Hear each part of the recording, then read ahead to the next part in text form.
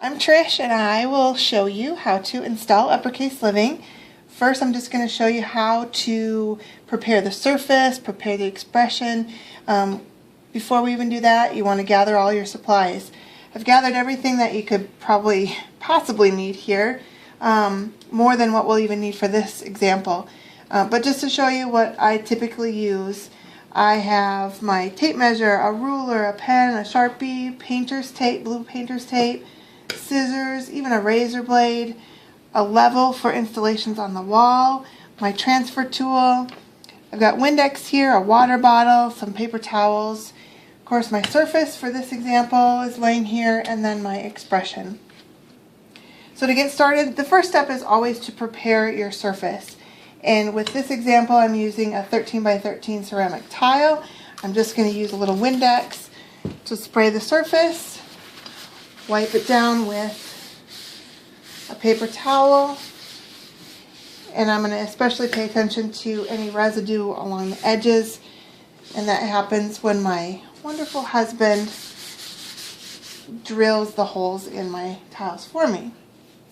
Now while that dries, I'm going to start to prepare my expression, and all that means is, first of all, I'm going to rub the front side of the lettering with my transfer tool. If you don't have an Uppercase Living transfer tool, you can just use a credit card or even a Pampered Chef scraper. Either one works fine. And when I rub the front side of the lettering, I really just rub with some firm pressure over the letters like one time, just to make sure that I've hit all of the vinyl areas, and I'm done with that. Some people get really concerned with rubbing super hard for a long period of time, and that is not necessary. Another thing that I like to do to prepare my expression, and some people don't go this far, but I'm just a little OCD about finding the center. We do have these wonderful centering arrows here from side to side and top to bottom, but I like to be able to visualize the center a little bit better. So what I do is bring those arrows to a better point by just marking it with my pen, and then connecting the arrows from side to side and then from top to bottom with those lines that I drew. I'm going to connect them by drawing a new line. You can write right over the top of the expression, it's fine. That paper on the top is just going to be garbage in the end anyway.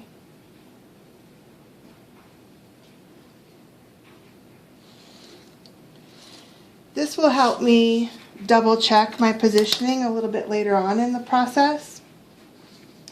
Now the tile should be dry, so I'll scoot that back over.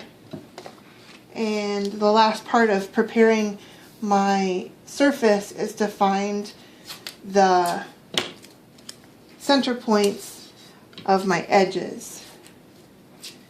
And I know that this tile is 13 inches across, but instead of marking the center point right on the tile, what I like to do is put down a piece of tape, and then I can mark right on that piece of tape that in the end gets thrown away. And I haven't permanently marked up my tile. I do that with a Sharpie on the blue tape.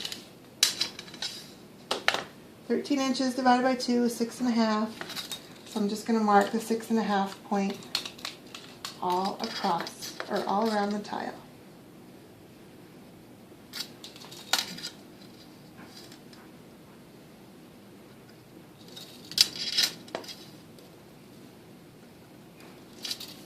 Then, when I've marked those center points on the edges of the surface, really all I'd have to do now is match up the center points of my expression to the lines that I drew showing the center point of the surface, or the surface's edges. I like to double check by taking my tape measure, connecting those points again that I drew on the blue tape, and just making sure that my line runs up and down right along the edge of the tape measure. Also, with an example like this, I actually like to position the expression below center a little bit, just because I will have a hanger up on top here, and so I like to make the expression just a little bit more bottom heavy, since the top will be top heavy with the hanger. So I'll pull that down just a bit, but then I'll recenter it along the center line from top to bottom here. Okay. So once I'm happy with the position of the design, I want to mark that spot. I want to keep that position perfectly by creating some hinges with my blue tape along one of the straight edges. It doesn't have to be the top, it can be either of the sides or even on the bottom, but it has to be a straight edge. And I'm going to tape all the way along that edge without overlapping over the corner. And what this does is create hinges that will allow you to flip your design over, and it will lay flat so that you can remove the backing sheet in a second. But back to this blue tape. When you have positioned it across the straight edge, one extra tip that I like to do to really hold that tape in place well is to take the edge of my transfer tool or credit card or whatever kind of scraper you're using and just crease that tape right along the edge of the expression. That seems to really help to hold that tape down nicely, which holds the expression securely. So now the next step is to flip the design over. Let me move some of my supplies out of the way here. Flip the design over so that it lays pretty flat. Having it laying flat on a surface gives you some stability, because if I were just holding this mid-air trying to separate the sheets, that wouldn't be very secure. I'd have some problems probably. But holding it flush to the surface is going to give you some stability and make things easier for you. So flip it over. You can start tearing off the backing sheet, which is the thicker, non-sticky sheet. Usually I start at a corner, and I like to choose a corner that is connected to the side where I placed my tape.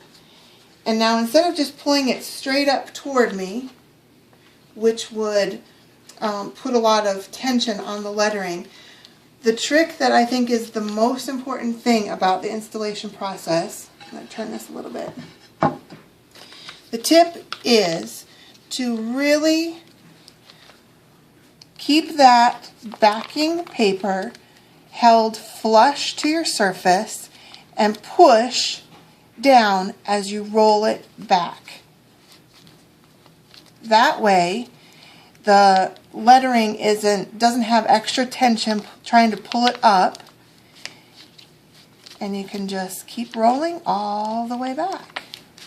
Now as you go, I like to go slowly. I'd rather take my time than have problems later on. But you really want to watch from one edge to the other so that you can see what's going on with any lettering along the way. If my S over here was having trouble, but I was focused only on watching this B over here, then I'd end up in a little bit of a bind. If there are any letters that do act a little troublesome and want to stick on the backing paper, don't freak out. You just kind of lay the backing paper back down and rub it a little, but more importantly, just press a little harder and keep that paper even more flush to your surface as you roll it back.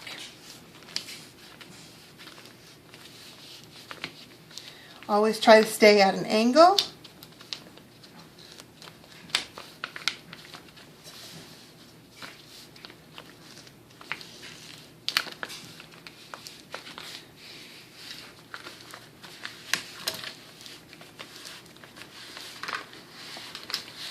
Working pretty well.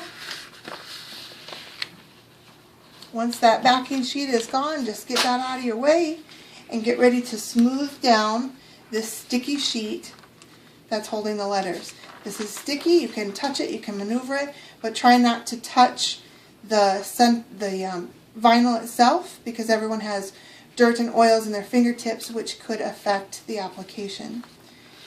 Now instead of just plopping this down, I like to go nice and slowly by smoothing from one side to the other so that I don't trap in any extra air bubbles, which is really more important on a flat surface like this, not as important on a textured surface like a wall. But I'm going to start with the side that has the tape on it, and I'm just going to smooth it down, going across from one side to the other as I work my way all the way through the expression. Once it's smoothed down, bring this back over here. Once it's smoothed down, you can first get this blue tape out of the way. It already served its purpose. It held that design in place in that perfect right position that we worked so hard to find. It held it in place long enough so that I could flip that expression over and peel off the backing sheet and lay the sticky sheet down on the surface. We're done with that, so that's out of the way. Now the next step is to rub the front side of the lettering again with the transfer tool or whatever type of scraper you're using. Again, just firm pressure, making sure that you hit all the letters, but it doesn't have to be more than that. Another step that sometimes people like to do at this point, one second here, especially when you're working with a more textured surface, not as important in an example like this, but one thing that sometimes people like to do is use a damp paper towel or some type of dishcloth and just rub the sheet a little bit on top of those letters. Not so that it's dripping wet or anything like that, just a little bit of a damp cloth over it. So now we're ready to do what I think is the most exciting part, and that's removing that last sheet, the front sheet, the sticky sheet that's holding the letters, and this is what transfers the vinyl onto your surface. And again, most important tip of this whole process is instead of pulling it up straight toward me, I'm going to keep the sheet flush to my surface at an angle and push down as I roll back the paper. Push and roll back. Push and roll back the whole way. Again, keeping an eye on what's going on across the entire surface or across the entire line here that I've created. Now here you can see that one of my centering arrows stayed down on the surface and one of them is coming up with the paper, and that's totally fine. It doesn't matter. We're done with those arrows and they don't stay a permanent part of the design. So that's okay that that one came up. It's just going to be garbage here in a second, and I'll be removing the ones that stayed on the surface. Pushing and rolling, pushing and rolling.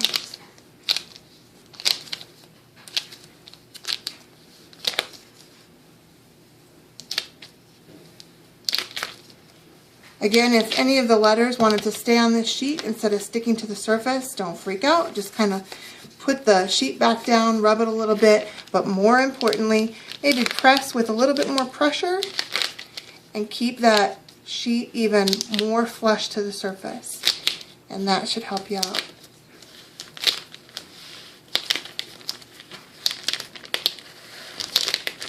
Almost finished here. Okay, so we're done with that sheet. Now we can get rid of the tape on the edges. We can also get rid of those centering arrows that are left over. You can pick them up with your fingernail, or if you don't have fingernails, you can use the razor blade. So then, the expression looks great. The only finishing touch that I need is to apply the natural jute that I use through the holes. I usually tie a knot or two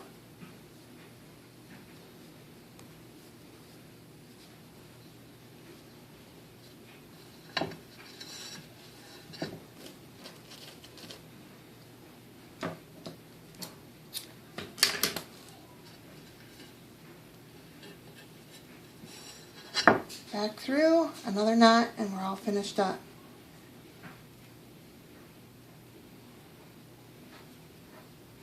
So those are some of my tips for your basic installation. This was a one-part design, which means everything came in one color and was all on one sheet. If you have any questions about installation, feel free to contact me. We have other videos on our website, on our uppercaseliving.com website too. But I'm always available for troubleshooting. Thanks a lot. Have a great day.